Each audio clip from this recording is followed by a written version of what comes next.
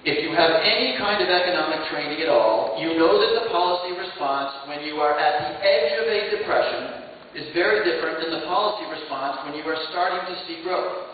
And no, this is not about 2010 elections. I voted against a massive new spending bill in December of 2009 when I sensed that things were turning. Now, we're all mad at Congress. One thing I have not heard tonight in the hour that we've been talking, and I certainly didn't hear from you, sir, was what's the spending cut? The big spending cut that helps fix this. What's the big tax increase that perhaps helps fix this? Or what's the solution to our entitlements? Interestingly enough, that hasn't come up. Why? Because that stuff is really, really hard to say and very, very easy to shoot down.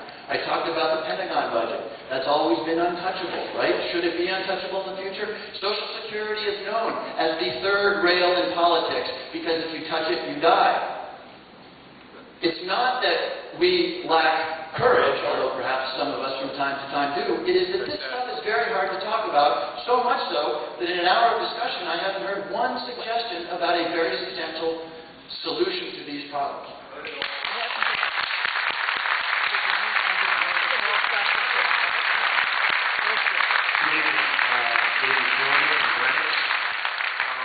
You mentioned about entitlement. It's something that's hard to do. Well, I'm thinking about the gentleman coming tonight. He's not his own time. He's not paid for all the time he goes around and whatnot. And when I think about not yourself, just everyone in general, all the congressional members, they're supposed to be serving us. And one of the entitlements would be pensions, like you mentioned. Now, I know what the percentage is of congressional pensions that are contributed by the member themselves, but I'm sure 80% of the pension we pay here. And we're supposed to be being served. It seems like an entitlement like that, we're actually serving you. And I think the salaries for Congress are very exorbitant I would think most people think that. And they give themselves a pay. And there's lots of perks, but why, you're talking about small things, I don't care if it's 1%, 10%, but you have to start somewhere in a household or business. I'm also a businessman, I work out there, and it seems to me that if someone would speak up, like you're saying, some congressmen, and say, listen, we need to get rid of our pensions.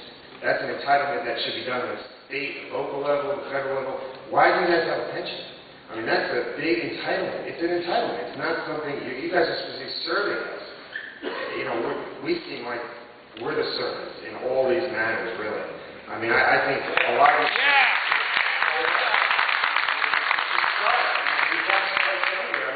I think of Social Security, it should be privatized. Now, like Joe thinks, it's a small thing, but it's growing. You keep the older people in there, but I think a lot of people, if you got up there in a chalkboard and said to the 20-year-old, to the 45-year-old, this is your money. 1.5% for Medicare, here's for hospitalization, long-term care, private account for your Social Security. After 30 years, so even at a conservative rate, you're going to have a ton of money in there. And there's still a safety net for all the welfare that you want. But there's a risk-reward in a business and a job. I mean, it just seems that we need to get back to how the founding fathers thought and stuff. I don't think they talked about pensions for themselves when they were, running for office. It was something that they came out and did for the public. And then they went away. These guys, I think the general audience wants these guys to go away.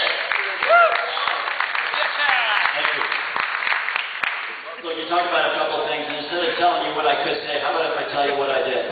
Congress votes on whether it gets a raise every year. By the time I got there in 2009, the vote was taken. We got a $4,000 raise. I didn't take it. I gave it away. I voted in 2010 for no raise, and Congress got no raise in 2010. Congress people get a set amount of money to run their businesses, if you will, their offices, right? I happen to get about $1.4 million. That pays for the rent of all my offices, all my staff, all the travel, all the communications. Last year, I care about this stuff, I gave almost $100,000 back to the government of money that I saved. So, I can say it.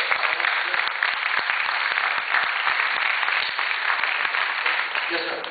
My name is Jerry Simon in Stamford, Connecticut. I'm a local businessman that's trying to create jobs. I've got a list so long I don't even hardly know where to start. But I will tell you for one thing that we are not as stupid as you guys must think we are. That's right. Because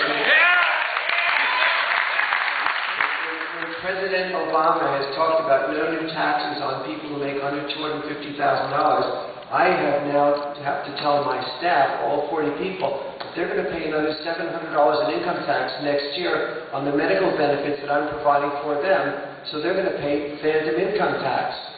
Their money is going to go out of Fairfield County, could be spent in our businesses, and those people are not going to have that money. So that is an outright lie. Their taxes are going up. This administration has been spending money like a drunken teenager. You want to cut money? Forget the health care bill. That's insane. The country does not want it. The country does not want it. And I asked you last summer, face to face, just like we are today, and I said, if you knew for sure that your constituents were against the health care bill, would you vote against it? And you said, I'll have to see about it. Well, you voted for it. You let the Cornhusker scandal, you talk about honesty, they paid $500 million to Nebraska, you have a Louisiana kickback, all of these things, this is just the most disgusting thing we've ever lived through.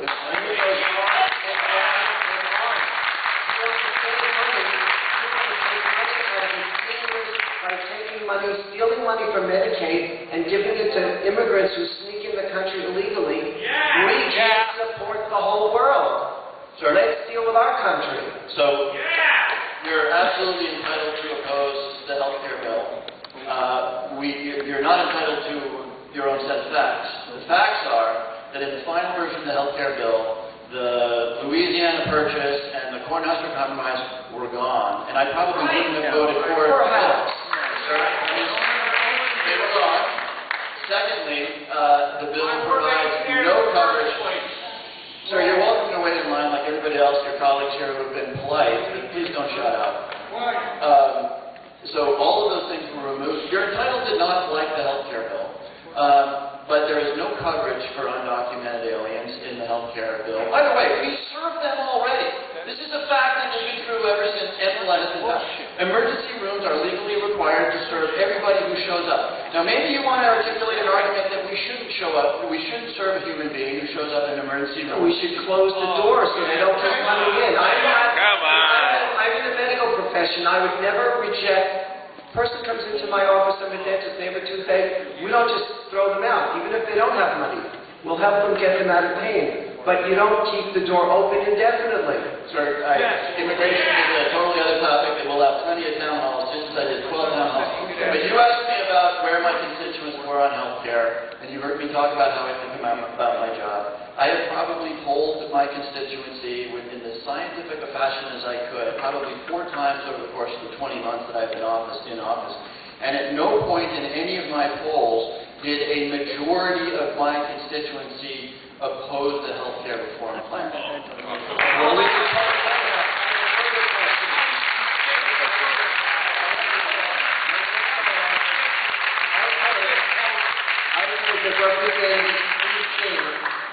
The Representative Steve King wants to have a discharge petition that if we can get 248 votes in the House of Representatives, they can bring the health care bill up again for an up and down vote to see what the American people really want. And my question to you, sir, is would you vote for that so that we can express our views and get rid of this horrible bill? I'm voting for you for the next runner. The answer is anything that comes from Steve King's office, I'm going to read very, very closely before I decide whether I'm going to vote for it.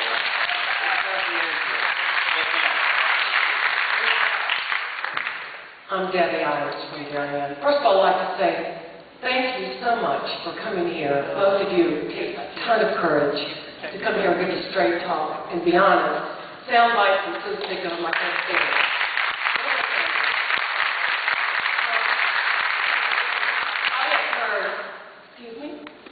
I've heard that you are working on a working group for reducing the deficit.